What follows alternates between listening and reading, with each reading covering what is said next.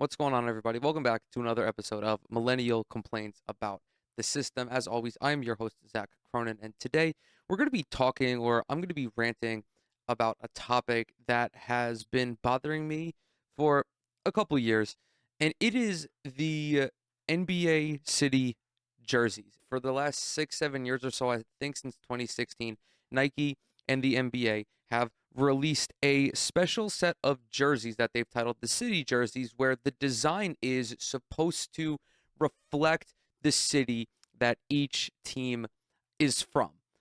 And every fucking year, these jerseys drop and they look like ass. Right now, I have them pulled up on my phone. I'm looking at them on Twitter. I'm not going to react to each city jersey individually because I don't want to make myself sick. I would prefer not to vomit all over my computer and all over my microphone, but I'm just looking at 30 jerseys here. And there are maybe four that I think are cool. There's the Hornets jersey, believe it or not, which, as we know, was the Clit jersey last year. There is the Jazz jersey. There is the Spurs jersey. I think I just like the font on that one because I love the cowboy aesthetic. But this has been going on for a couple years now. The city jerseys, in theory, are a great marketing tool. They are a great design tool because historically, NBA jerseys have been sick. There are many jerseys that I could think of right now that y'all can think of right now. The classic Bull jerseys, the baby blue net jerseys that the Nets used to wear back in the 90s, jerseys from the Grizzlies, jerseys from the Pistons, the Jazz. So many great jerseys that Nike could have pulled their designs from, and they're no longer capable of doing that. This sentiment, I think, is becoming more and more prevalent among the fan base and even among NBA players.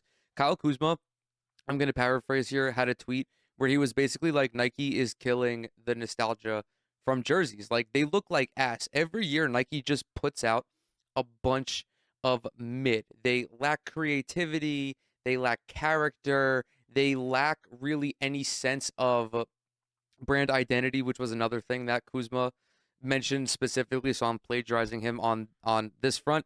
It's more or less the gentrification of the NBA jersey. And I think it's a mixture of a couple of things. I don't think that it is the design team being incapable of designing a good quality product, because Nike has no issues with that, or it seldom has issues with products that just look like ass. I think it is really just an issue of corporate greed and the shareholder economy, I guess I'm going to call for it. We've seen this happen in not just the city jerseys, but in really a lot of large corporations when they make things, whether it's movies, whether it's video games.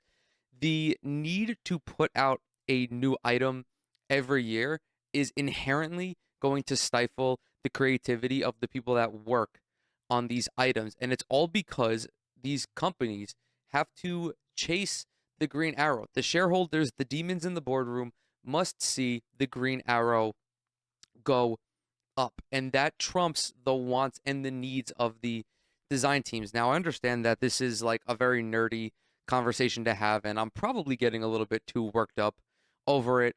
But I think that it is in the NBA's best interest to figure out a way for Nike to just put the brakes on releasing 30 new jerseys every year. I don't understand the need for it. I do understand why the shareholders and why the company wants to do this, because the more product you put out there, the more opportunity it is to convert a sale. But that doesn't really work in the basketball world. There are so many jerseys that people can pick from. And even like, it's obviously not working for Nike because the retro jerseys, I don't have data on this, but just anecdotally, I've seen more retro jerseys than city jerseys bought recently. Like, just me out in the wild, out in my travels, I've seen just the classic jerseys that you think of. I mean, I myself, when I went to the Basketball Hall of Fame, I didn't look to buy a fucking city jersey. I bought a Mike Bibby Vancouver Grizzlies jersey because it's sick. Is this shit not the best? Like, you mean to tell me that you're gonna buy the current Memphis Grizzlies city jersey over this. I you're not.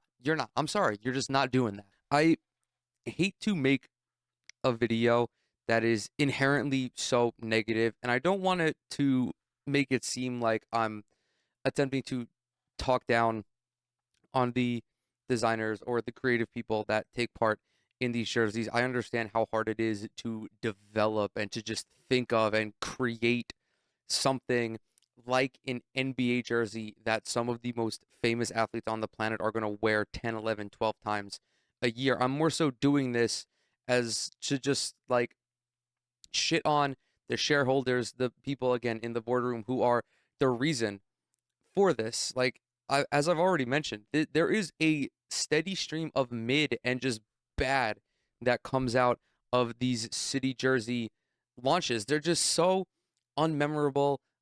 I mean, I already this is redundant, but like they lack character, they lack creativity. It's like when they go and put up a Whole Foods in like any area of any city. Like you're kicking out the fucking previous tenant was like they were a Latin market owner, and they just get kicked out by Whole Foods, and it just ruins the vibe of the city because it's just it's gentrification. It's we're seeing it in the NBA landscape, and it doesn't have to be like this. The NBA, despite the fact that they've wanted to partner with Nike, and despite the fact that I think jersey sales have continued to rise steadily, it's not the new jerseys that are selling. It's the regular, normal ass jerseys that people are buying. They're buying the normal LeBron James jersey on the Lakers. They're buying the regular Kevin Durant jersey on the Suns or on the Nets or whatever. I feel that the only way to stop this tarnishing of these franchises' legacies is for the NBA to step in and for the board of governors to step in. Maybe even the players' union steps in to a degree and is like, you need to halt these annual releases. You're diluting the jersey market.